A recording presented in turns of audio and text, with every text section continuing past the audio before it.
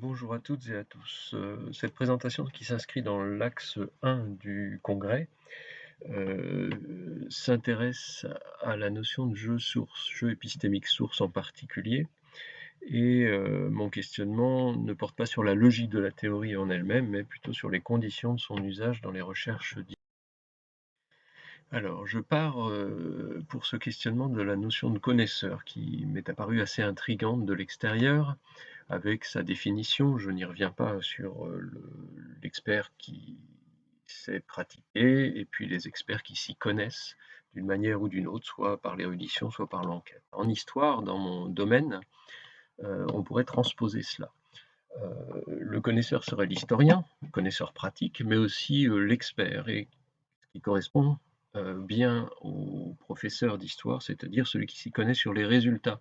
des travaux des historiens. Mais de plus en plus, la troisième définition, c'est-à-dire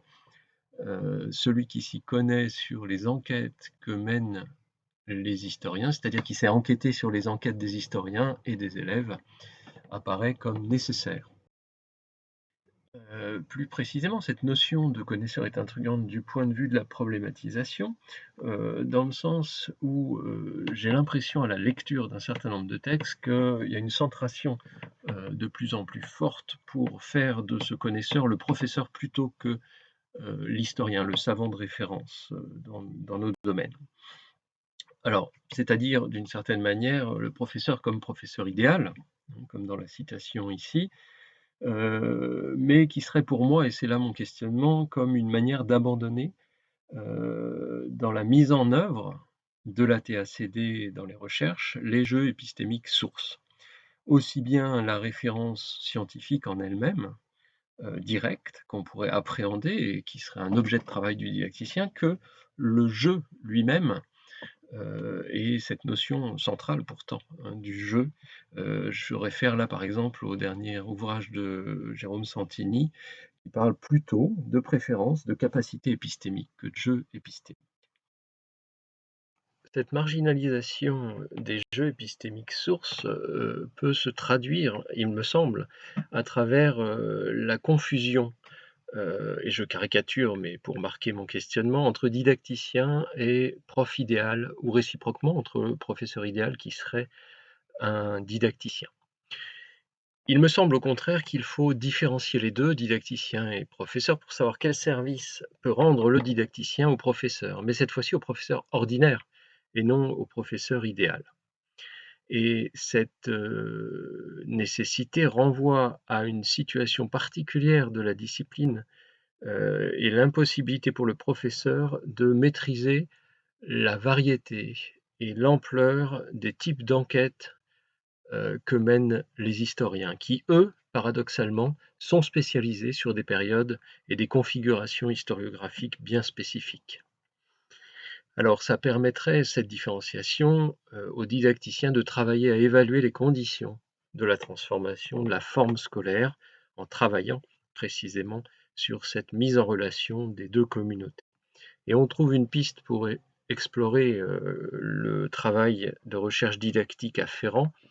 dans cette citation du collectif de 2019. Le professeur doit être attentif à une distance, celle qui relie les pratiques didactiques aux pratiques savantes, c'est-à-dire être attentif à une distance entre enquête des historiens et enquête en classe, c'est-à-dire entre des jeux épistémiques sources reliés directement au travail des historiens et à une sorte de jeu épistémique visé dans la classe par le professeur. Alors, quelle hypothèse pour expliquer cette marginalisation que je suggère des jeux épistémiques sources dans la TACD en appui sur cette piste de l'attention à la distance? Alors, je ne peux qu'élaborer à partir de mon domaine, hein, qui est l'histoire, et sur la base notamment de ce qu'on appelle l'école méthodique qui renvoie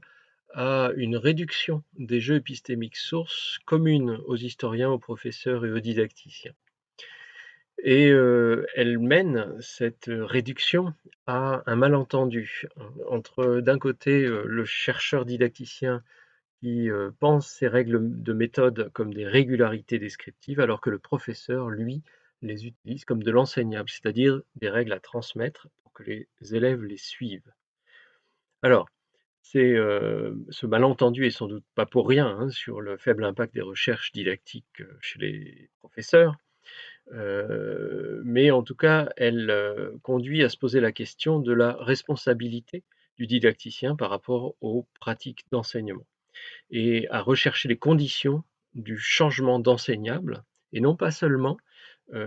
chercher l'enseignable idéal qui serait en jeu puisque notre, didactique est une science sociale qui est à la fois donc relationnelle et processuelle. Alors je remonte pour, développer ça à, l'épistémologie des sciences sociales en général et notamment une différenciation, une opposition de Mauss dans l'essai sur le don, qui est considéré par Franz Weber comme un glissement décisif vers une véritable ethnographie des transactions qui évidemment nous intéresse beaucoup, ici. Alors cette différenciation entre règles à appliquer et force des choses renvoie, à Durkheim aussi, hein, considérer les faits sociaux comme des choses, c'est-à-dire, pour nous en histoire, à l'identification, d'une dynamique, du travail de l'historien comme chercheur, non pas dans la mise en relation de capacités à suivre des règles de critique et un paquet d'archives, hein, mais bien à des objets, des choses, qui, les, font se mobiliser et s'engager dans des activités critiques de production d'explications sur le passé. Alors, ça renvoie évidemment aux sources comme des contraintes, dit Ginsburg, et qui, face aux explications dominantes, conduit l'historien à, des activités d'enquête qui permettent d'identifier une échelle pertinente pour penser les jeux épistémiques sources dans ce domaine. C'est-à-dire l'articulation entre des règles épistémologiques, donc bien sûr des règles, mais assez générales pour cadrer et non pour dicter l'activité de l'historien ou de l'élève. Articulée à une historiographie, c'est-à-dire des types d'enquêtes inscrites dans des configurations et qui correspondent, dans nos domaines au registre explicatif, au sein de la problématisation.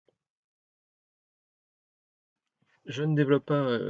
mon exemple, et je renvoie au texte, sur la chronologie de la fabrication de la compote en petites sections. Mais il fait écho au cas Cendrillon du collectif, dans sa capacité à mettre en avant des éléments concernant les conditions d'attention à la distance du professeur. Alors comment lire ces 2 exemples avec mes développements précédents? Eh bien, toujours en repartant du collectif, il y a une nécessité de reconnaissance par le professeur dans les productions des élèves, des enquêtes des enquêtes des historiens pour nous et des enquêtes habituelles des élèves. Et c'est dans cette mise en relation que le travail du didacticien peut alimenter, la réflexion du professeur pour qu'il mène des réflexions pertinentes et fasse des choix pertinents dans ces situations de travail. Ceci me mène à ma conclusion et on peut dire que cette reconnaissance peut s'envisager de 2 manières. Soit d'abord dans le cadre d'une situation de coopération directe, comme dans le cas des recherches coopératives telles que nos séquences forcées. Alors, la condition à la transformation de la forme scolaire qu'identifie la TACD, dans le passage, d'un temps d'objet à un temps d'enquête, peut s'envisager comme une dialectique plutôt. C'est-à-dire dans nos séquences forcées, un débriefing entre des séances, par le professeur et les chercheurs, qui mène à une reconnaissance précise, collective et avec le temps qu'il faut, des, productions des élèves et des échos qu'elles renvoient aux enquêtes de référence et puis des instruments spécifiques comme les caricatures. Soit, dans le cadre plus général, hein, de l'enseignement pour un professeur ordinaire, identifier le service que pourrait rendre le didacticien sous la forme d'un idéal type, c'est-à-dire une modélisation intermédiaire d'un champ de l'activité du monde social, ici des enquêtes sur le passé, mais à la jonction, d'une part, de l'épistémologie et de l'historiographie et d'autre part, des enquêtes des historiens et des enquêtes possibles des élèves sur de tels objets. On caractérise là la spécificité du rôle du didacticien comme médiateur entre le monde scientifique de référence et le monde de la discipline scolaire. Je vous remercie pour votre attention.